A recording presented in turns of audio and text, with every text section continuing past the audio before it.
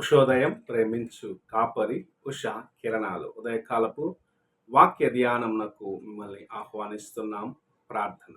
మా స్తుతులకు ఆధారభూతుడు అయిన గొప్ప దేవ, నీ కృపచేత మమ్మల్ని ప్రేమించి మరి యొక్క దినమును అనుగ్రహించిన విధానాన్ని బట్టి వందనాలు చెల్లించుకుంటున్నాం. ఈ ఉదయకాల సమయమున నీ వాక్యము చేత నాతోను తండ్రి ఈ కార్యక్రమమును ఆసక్తితో ఆలకిస్తూ వీక్షిస్తున్న వారితోనూ మాట్లాడమని వేడుకుంటున్నాం. వినగలిగిన చెవిని, గ్రహించుకునే హృదయాన్ని మాకు అనుగ్రహించి ఆశీర్వదించమని యేసు పరిశుద్ధ నామమున అడిగి వేడుకుంటున్నాను పరమ తండ్రి, ఆమేన్. ఈ ఉదయకాలపు వాక్య భాగము పేతురు రాసిన 2వ పత్రిక 3వ అధ్యాయము 8వ వచనము నుండి 10వ వచనం వరకు వాక్య భాగమును చదువుకుందాం. పేతురు రాసిన 2వ పత్రిక 3వ అధ్యాయము 8 నుండి 10 వచనము. ప్రియులారా, ఒక సంగతి మర్చిపోకుడి. ఏలయనగా ప్రభు దృష్టికి ఒక్క దినము 1000 సంవత్సరముల వలెను, 1000 సంవత్సరములు ఒక్క దినము వలె ఉన్నవి. కొందరు ఆలస్యమని ఎంచుకున్నట్లు ప్రభువు తన వాగ్దానమును గూర్చి ఆలస్యము చేయవాడు కాడు. కానీ ఎవడనూ నశింపవలనని ఇచ్చయింపక అందరూ మారుమనసు పొందవలనని కోరుచు మీ ఎడల దీర్ఘశాంతము కలవాడై ఉన్నాడు. అయితే ప్రభువు దినము దొంగ వచ్చినట్లు వచ్చును. ఆ దినమున ఆకాశములు మహాధ్వనితో గతించిపోవును, పంచభూతములు మిక్కుటమైన వేండ్రముతో లయమైపోవును, భూమియు దాని మీదనున్న కృత్యములను కాలిపోవును.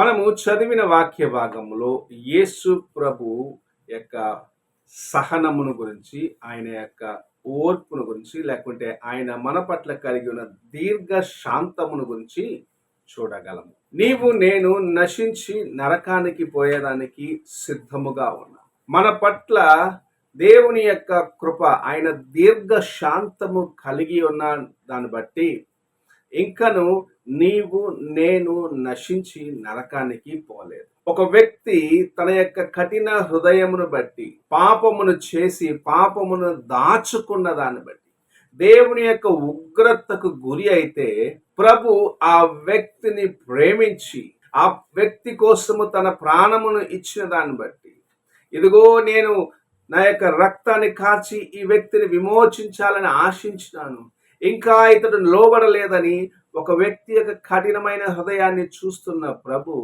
ఇంకొక తరుణాన్ని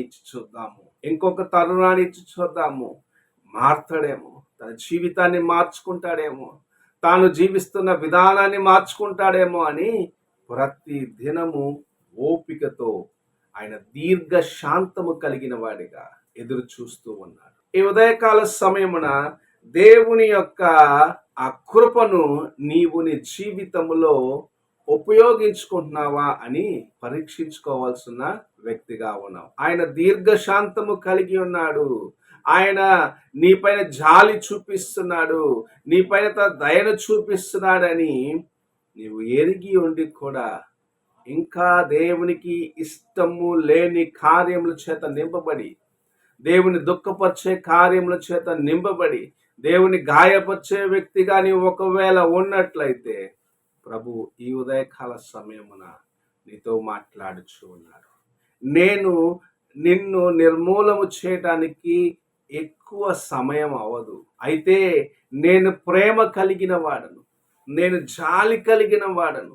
నిన్ను నాశనము చేయటానికి కాదు, కానీ నిన్ను రక్షించి నిత్య జీవమునకు తీసుకొని వెళ్ళటానికి ఈ లోకమునకు వచ్చి ఉన్నాను.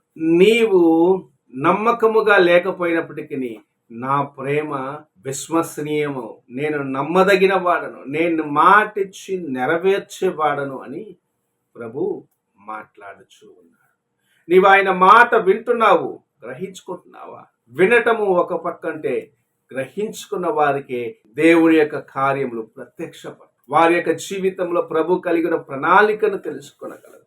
వినటము వలన నీకు విశ్వాసము కలగచ్చు, కానీ దేవుని యొక్క వాక్యము గ్రహించుకున్న దినమున నీవింకను దేవునికి సమీపముగా రాగలవు. ఈ ఉదయకాలమున ప్రభు దీర్ఘ శాంతము చేత, ఓపికతో, సహనముతో నీకోసము చూస్తూ ఉన్నాడు. నా కుమారుడు తన యొక్క హృదయాన్ని మార్చుకుంటాడు.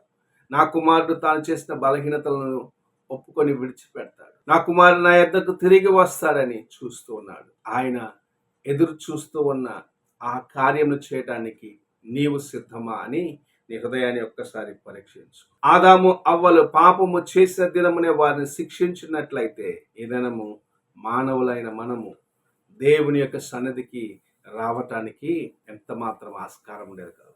ఒకవేళ వారిని ఆ దినమే ప్రభు శిక్షించినట్లయితే మానవులైన వారు ఇంకా భూమి మీద ఉండకపోవచ్చు. అయితే వారిపైన ఆయన యొక్క కృపను చూపించినాడు, క్షమించినాడు. వారి కోసము ఆయన ఒక బలి చెల్లించినాడు. వారికి ఒక తోలు వస్త్రము ధరింపచేసి వారి యొక్క దిగంబరత్వాన్ని కప్పి వారిని విమోచించాలని ఆశించాడు. అక్కడ వారికి రక్షణకు మార్గాన్ని చూపించాలని ప్రభు ఆశించాడు. ఈ ఉదయకాల సమయమున ప్రభు దయ కలిగిన వాడిగా, దీర్ఘశాంతము కలిగిన వాడిగా నీవు ఆయన యొద్దకు వస్తావని విశ్వాసముతో ఎదురు చూస్తాను, నమ్మకముతో ఎదురు చూస్తాను. నా కుమారుడు నా యొద్దకు తిరిగి వస్తాడని నీవు తిరిగి రావాలి అన్న మనస్సు కలిగి ఉన్నావా? లేక లోకములో ఉన్న వాటిని చూస్తూ దేవుని మర్చిపోతున్నావా? దేవుని యొక్క ప్రేమను నిర్లక్ష్యపరుస్తున్నావా? ఒక్కసారి నీ హృదయాన్ని ప్రశ్నించుకో, పరీక్షించుకో. ప్రార్థన చేసుకుందాం. పరిశుద్ధుడు అయిన తండ్రి, కృపగల యేసయ్య, ఉదయకాల సమయమున మీరు మాకు అనుగ్రహించిన నీ యొక్క వాక్యమును బట్టి వందనాలు. నీవు నాయన దయ చూపించేదానికి, దీర్ఘశాంతము కలిగిన వాడిగా, ఓపికతో, సహనముతో ఎన్నోసార్లు మేము నిన్ను దుఃఖపరిచినప్పటికీ మా కోసం నీ చేతులను చాచి ఉంచున్నావని ఈ వాక్యము సెలవిస్తుంది. నీ వాక్య ప్రకారము మేము నడుచుకున్నట్లుగా దేవా మా బలహీనతను ఒప్పుకొని విడిచిపెట్టేవారిగా చేయమని యేసు పరిశుద్ధ నామమున అడిగి వేడుకుంటున్నాను పరమ తండ్రి, ఆమేన్. తండ్రి అయిన దేవుని ప్రేమ, కుమారుడైన క్రీస్తు కృప, ఆదరణకర్త అయిన పరిశుద్ధాత్మక సహవాసము ఇప్పుడును ఎల్లప్పుడూ తోడై ఉండి సదాకాలం నడిపించును గాక. ఆమేన్.